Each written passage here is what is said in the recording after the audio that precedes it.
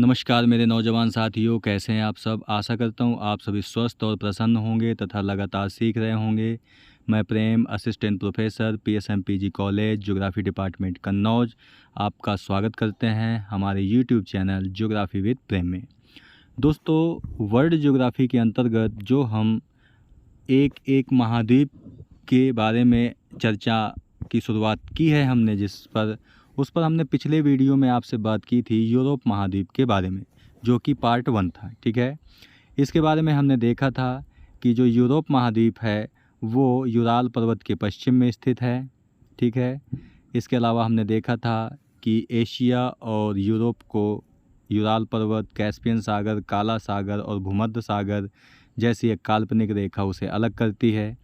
इसे यूरेशिया का प्रायद्वीप कहते हैं, साथ ही साथ इसे प्रायद्वीपों का प्रायद्वीप भी कहते हैं।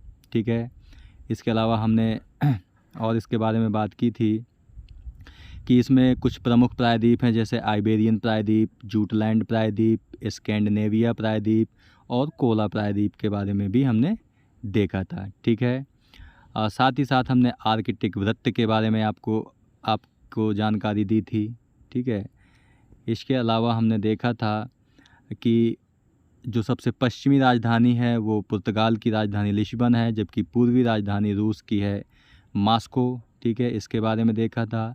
भूमध्य सागर के दो द्वीपीय देशों के बारे में बताया था। एक आपका माल्टा है जो कि यूरोप के अंतर्गत आता है, और एक आपका साइप्रस है जो कि एशिया के अंतर्गत आता है। इसके बाद हमने ब्रिटेन, ग्रेट ब्रिटेन और यूनाइटेड किंगडम को देखा था कि इन दोनों में डिफरेंस क्या है।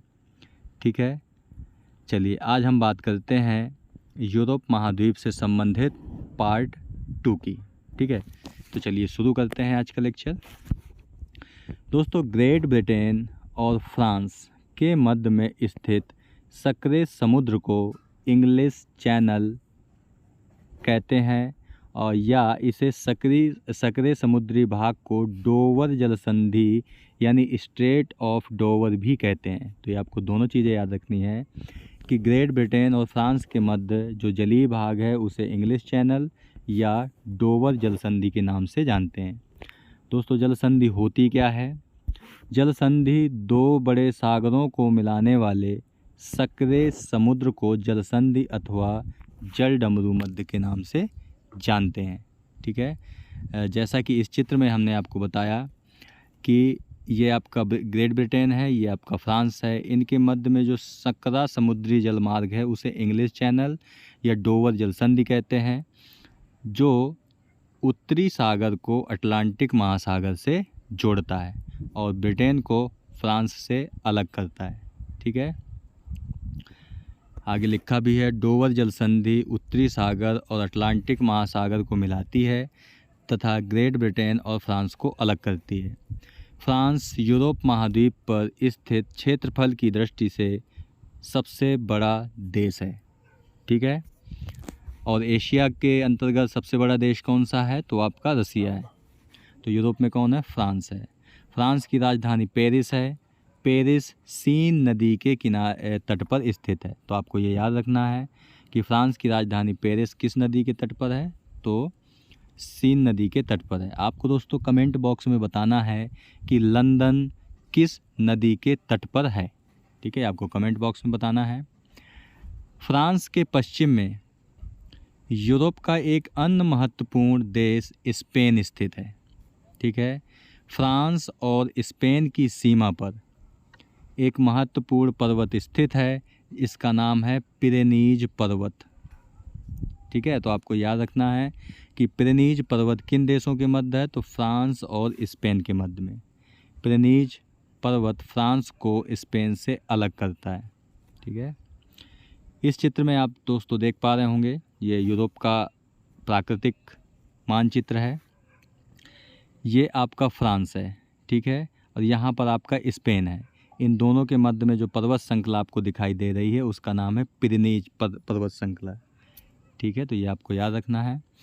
और भी दोस्तों, जैसे कि आइबेरियन प्रायद्वीप के बारे में हमने बताया, इसमें स्पेन और पुर्तगाल आते हैं आपका। ठीक है, तो ये भी आपको याद रखना है। ठीक है, इसके अलावा हमने आपको जूटलैंड प्रायद्वीप बताया था, वो आपका ये है। स्कैंडिनेवियाई प्रायद्वीप आपका ये है और कोला प्रायद्वीप आपका ये है। ठीक है, तो ये भी हमने आपको बताया। आगे देखते हैं।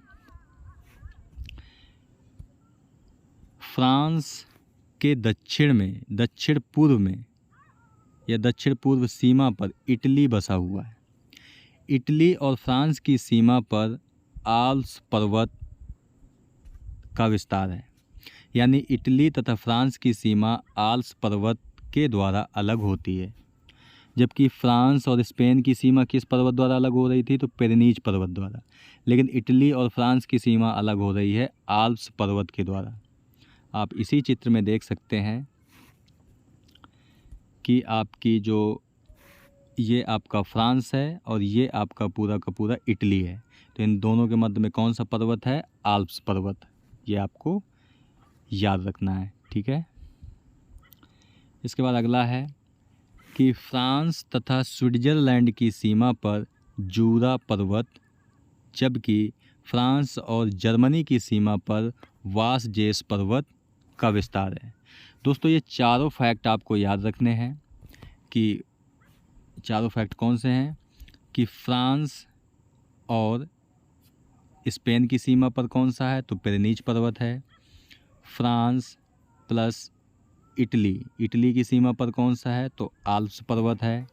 और फ्रांस तथा जर्मनी की सीमा पर कौन सा पर्वत है? तो आपका वासजेस पर्वत है। ठीक है, और फ्रांस तथा स्विट्ज़रलैंड के मध्य कौन सा पर्वत है? तो वो आपका जूरा पर्वत है। तो ये चारों आपको याद रखना है। आप इस चित्र में भी देख सकते हैं। ठीक है, फ्रांस आपका ये है, यहीं पर आपका एक स्विट्ज़रलैंड देश है और यहीं पर आपका जूरा पर्वत है।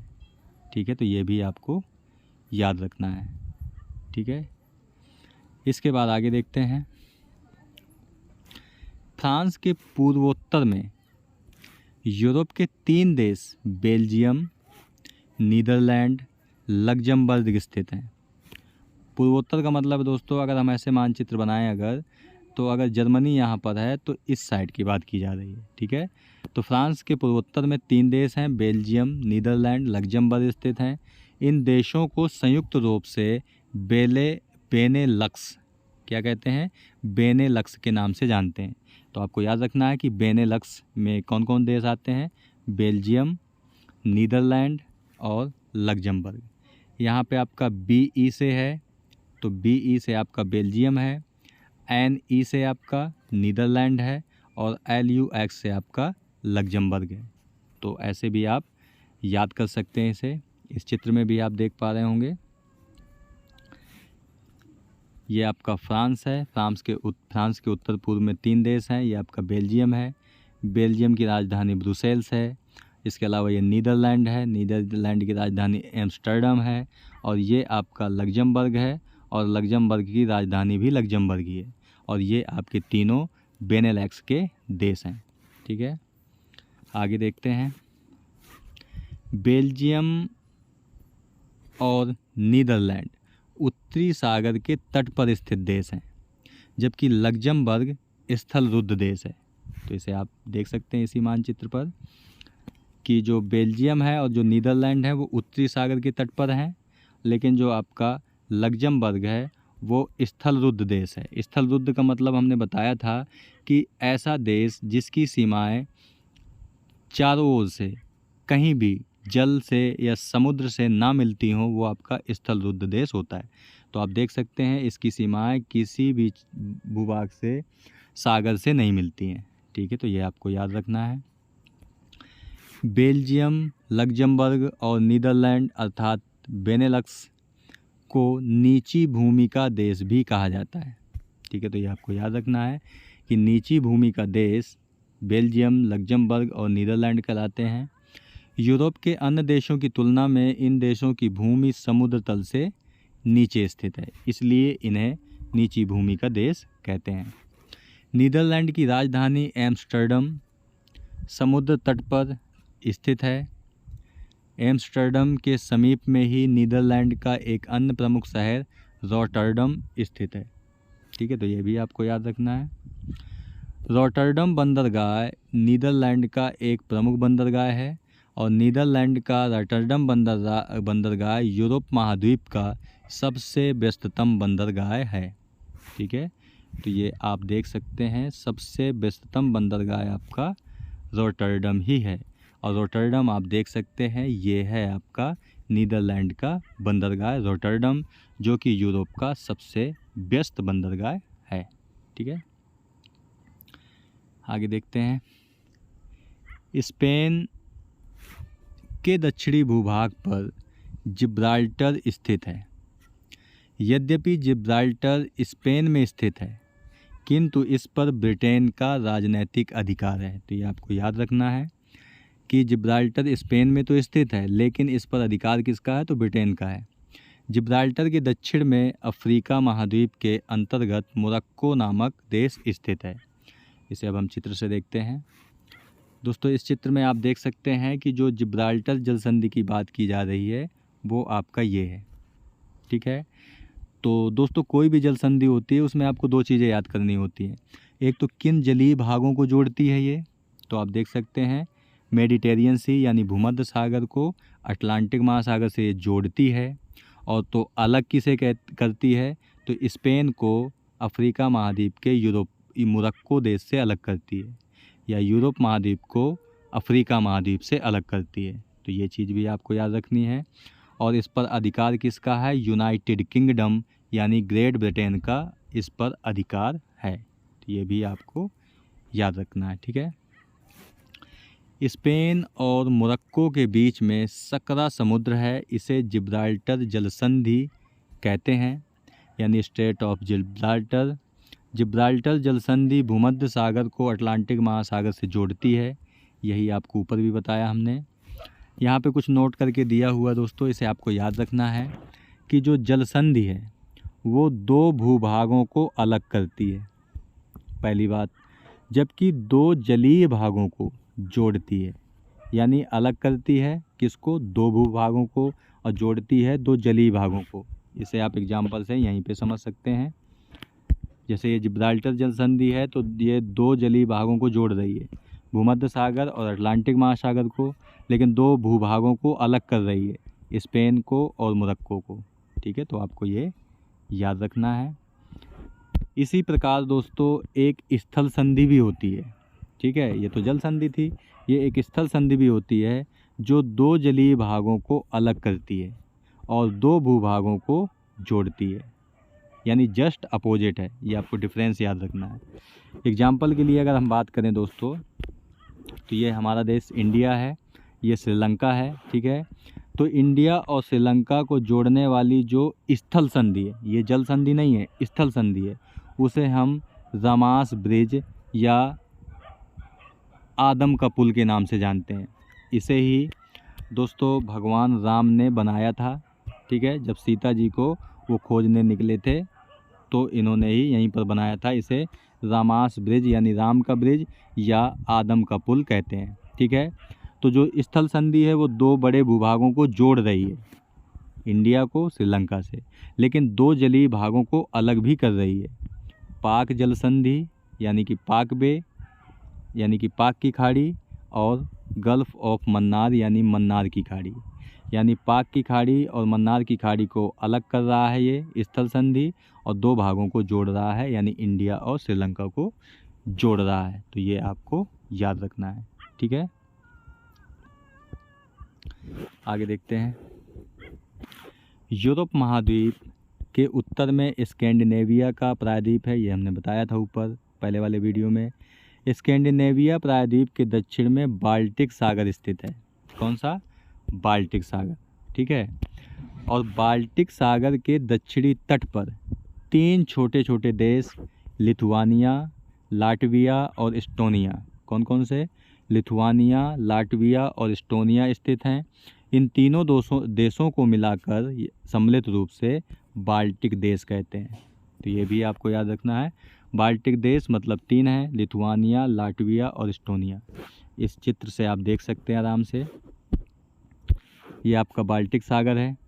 ठीक है, और ये तीन देश हैं आपके, ये है आपका लिथुआनिया, ये आपका है लाटविया और ये है आपका एस्टोनिया। ठीक है। इन तीनों देशों को हम बाल्टिक देश कहते हैं।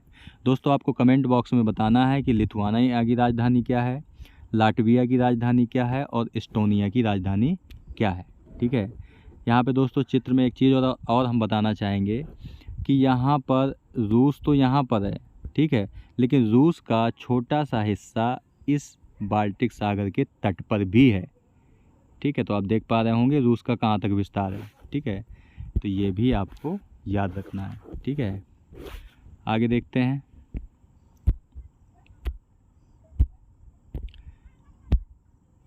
विश्व के दो सबसे छोटे देश वेटिकन सिटी और मोनाको यूरोप में ही स्थित हैं। विश्व का सबसे छोटा देश क्षेत्रफल की दृष्टि से वेटिकन सिटी है, जबकि मोनाको विश्व का दूसरा सबसे छोटा देश है। यानी वेटिकन सिटी पहले नंबर पर सबसे छोटा है और मोनाको दूसरे नंबर पर है, और ये दोनों ही दो देश यूरोप महाद्वीप में ही हैं। विश्व का सबसे छोटा देश वेटिकन सिटी इटली के अंदर स्थलरुद्ध देश है। स्थलरुद्ध अभी आपको बताया, जिसकी सीमाएं जल से नहीं मिलती। वास्तव में वेटिकन सिटी इटली की राजधानी रोम की सीमा के भीतर बसा हुआ है। यानी कि ऐसा नहीं है कि जो वेटिकन सिटी है वो इटली देश के अंदर है, बल्कि इटली देश की जो राजधानी है रोम की भी अंदर है, यानी कि शहर के अंदर एक देश बसा हुआ है। इसी प्रकार कहा जा सकता है कि वेटिकन सिटी विश्व का एकमात्र ऐसा देश है जो कि शहर के भीतर बसा हुआ है। शहर के भीतर बसा हुआ है। इस चित्र में आप देख पा रहे होंगे ये आपका पूरा इटली है। और यहाँ पे हम आपको दोस्तों एक फैक्ट बता दें कि यूरोप का भारत किस देश को कहते हैं, तो इटली को ही कहते हैं। यूरोप का भारत इटली को कहते हैं। तो इटली की राजधानी रोम है, ये आपको रोम दिखाई दे रहा है। और आप देख पा रहे होंगे कि रोम के अंदर रेड कलर का थोड़ा सा डॉट दिखाई दे रहा है आपको। रोम शहर के अंदर वेटिकन सिटी यानी विश्व का सबसे छोटा देश स्थित है। यानी कि विश्व का एक शहर के अंदर देश बसा हुआ है जिसका नाम वेटिकन सिटी है। आगे देखते हैं। वेटिकन सिटी का क्षेत्रफल लगभग 44 वर्ग किलोमीटर है। वेटिकन सिटी न केवल विश्व का क्षेत्रफल की दृष्टि से सबसे छोटा देश है, बल्कि यह विश्व में जनसंख्या की दृष्टि से भी सबसे छोटा देश है। यानी जनसंख्या और क्षेत्रफल की दृष्टि से सबसे छोटा देश वेटिकन सिटी है। यहाँ की जनसंख्या लगभग 840 लोग है। कितनी? 840 लोग है और 44 वर्ग किलोमीटर इसका क्षेत्रफल है। वेटिकन सिटी के बाद विश्व का दूसरा सबसे छोटा देश मोनाको है। मोनाको फ्रांस और इटली की सीमा पर स्थित है। ये आपको याद रखना है कि इटली और फ्रांस की सीमा पर स्थित देश कौन सा है, तो वो आपका मोनाको है। सीमा पर भूमध्य सागर के तट पर अवस्थित है। ठीक है, इस चित्र में आप देख सकते हैं ये आपका मोनाको देश है। ठीक है, ये आपका इटली है और ये आपका फ्रांस है। यानी इटली और फ्रांस की सीमा पर मोनाको देश है और ये भूमध्य सागर के तट पर है। क्योंकि आपको ये ब्लू कलर से दिखाई दे रहा है, ये सब भूमध्य सागर है। ठीक है, तो ये भी आपको याद रखना है। इसके अलावा जो दोस्तों इटली में दो स्थलरुद्ध देश हैं। ठीक है, यानी इटली देश के अंदर हैं ये देश। पहला तो वेटिकन सिटी है, दूसरा है सान मैरिनो। ठीक है, वेटिकन सिटी इटली की राजधानी रोम के भीतर बसा हुआ है, जबकि सान मैरिनो इटली के पूर्वी तट पर स्थित है। ठीक है, इस चित्र में आप देख सकते हैं कि ये तो आपका वेटिकन सिटी है जो कि इटली की राजधानी रोम के अंदर बसा हुआ है, और ये आपका एक देश है सान मैरिनो। क्या नाम है इसका? सान मैरिनो, जो कि इटली के पूर्वी हिस्से पर है। तो ये आपको याद रखना है, और ये दोनों स्थलरुद्ध देश हैं। ठीक है, मोनाको विश्व का सबसे ज़्यादा जनसंख्या घनत्व वाला देश है। ठीक है, तो ये आपको याद रखना है। जनसंख्या घनत्व होता क्या है? प्रति वर्ग किलोमीटर इकाई के क्षेत्र में रहने वाली जनसंख्या को जनसंख्या घनत्व कहते हैं। तो विश्व का सबसे ज़्यादा जनसंख्या घनत्व किस देश का है? मोनाको का है। ठीक है, एशिया महाद्वीप पर क्षेत्रफल की दृष्टि से सबसे बड़ा देश चीन, सबसे छोटा देश मालदीव है। ठीक है दोस्तों, अभी हमने आपको बताया कि एशिया में सबसे बड़ा देश क्षेत्रफल की दृष्टि से रूस है। लेकिन रूस को हम एशिया में नहीं मानते, उसे यूरोप में मानते हैं, क्योंकि यूरोप में रूस की राजधानी मॉस्को स्थित है।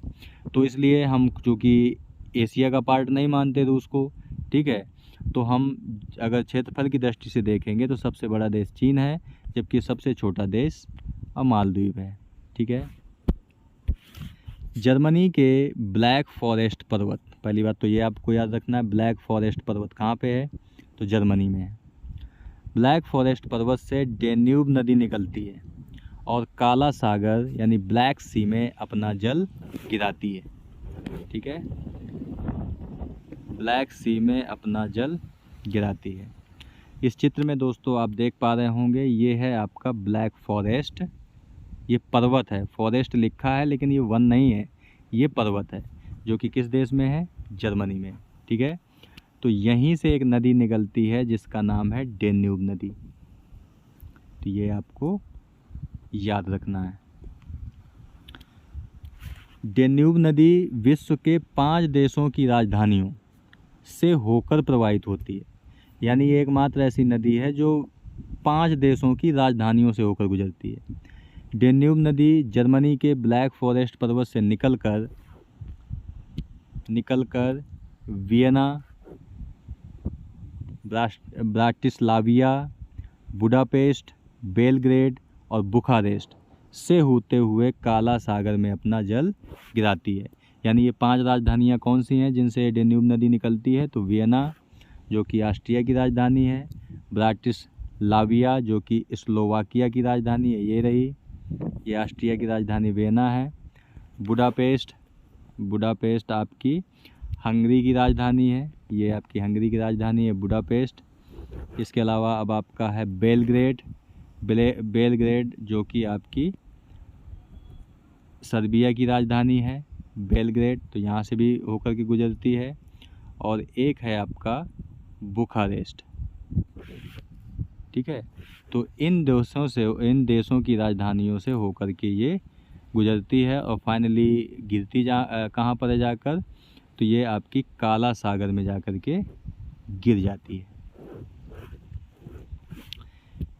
इसके अलावा दोस्तों कैस्पियन सागर में 2 नदियाँ अपना जल गिराती हैं।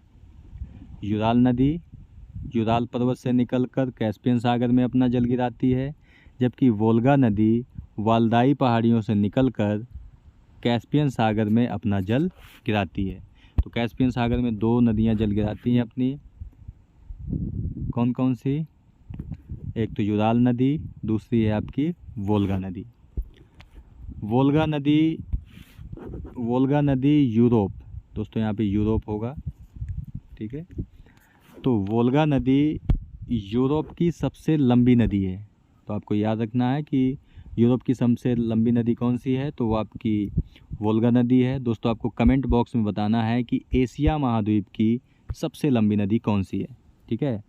तो वोल्गा नदी तथा यूराल नदी कैस्पियन सागर के उत्तरी तट पर मिलने के कारण उत्तरी कैस्पियन सागर के जल की लवणीयता बहुत कम कर देती हैं। जाहिर सी बात है कि मान लीजिए ये जल है, ये बहुत ज़्यादा खारा है, लेकिन अगर इसमें फ्रेश वाटर यानी ताज़ा जल अगर हम मिलाते जाएंगे तो इसकी लवणीयता या खारापन कम होता चला जाएगा, ठीक है। तो ये आपको याद रखना है। कैस्पियन सागर के दक्षिणी भाग का जल उत्तरी भाग के जल की अपेक्षा अधिक लवणीय है। तो कारण आप साफ दिखाई दे रहा है आपको, क्योंकि वोल्गा नदी और यूराल नदियां आकर के कैस्पियन सागर के उत्तरी भाग में ही मिलती हैं। तो उत्तरी भाग के जो जल का लवणपन है या खारापन है वो कम हो जाएगा और दक्षिणी भाग का अधिक ही बना रहेगा। तो ये प्रमुख कारण है कि उत्तरी भाग का जल फ्रेश है यानी ताज़ा है दक्षिणी भाग की अपेक्षा, ठीक है दोस्तों। तो दोस्तों आज की वीडियो में यहीं तक। आज हमने आपसे बात की वोल्गा नदी और यूराल नदी के बारे में, साथ ही साथ हमने डेन्यूब नदी के बारे में देखा कि 5 देशों की राजधानियों से होकर के गुजरती है। ब्लैक फॉरेस्ट के बारे में बताया, वेटिकन सिटी और सान मारिनो के देश के बारे में बताया आपको, साथ ही साथ मोनाको देश के बारे में बताया, ठीक है, और वेटिकन सिटी के बारे में बताया, ठीक है। इसके अलावा बाल्टिक देशों के बारे में चर्चा की, स्थल संधि के बारे में बताया, जल संधि के बारे में बताया आपको, ठीक है, जिब्राल्टर जल संधि के बारे में बताया, बेनेलक्स के बारे में आपको बताया दोस्तों, ठीक है। और साथ ही साथ हमने फ्रांस और इटली की सीमा पर कौन सा पर्वत है, फ्रांस और स्पेन की सीमा पर कौन सा पर्वत है, फ्रांस और स्विट्ज़रलैंड की सीमा पर कौन सा पर्वत है, और फ्रांस और जर्मनी की सीमा पर कौन सा पर्वत है, इसके बारे में भी आपसे हमने चर्चा की है दोस्तों, ठीक है। तो दोस्तों आज के वीडियो में यहीं तक। जो आपका पीडीएफ होगा, पीडीएफ वीडियो 1 और 2 का, वो इसी वीडियो के डिस्क्रिप्शन बॉक्स में उसका लिंक मिल जाएगा और पहले कमेंट में भी उसका लिंक मिल जाएगा, जहाँ से डाउनलोड करके आराम से आप पढ़ सकते हैं। तो मिलते हैं आपसे नेक्स्ट वीडियो में एक नए महाद्वीप के साथ। तब तक के लिए नमस्कार। आप प्रसन्न रहिए, खुश रहिए, मुस्कुराते रहिए और लगातार सीखते रहिए, कभी अपने लिए तो कभी अपनों के लिए। धन्यवाद। जय हिंद दोस्तों।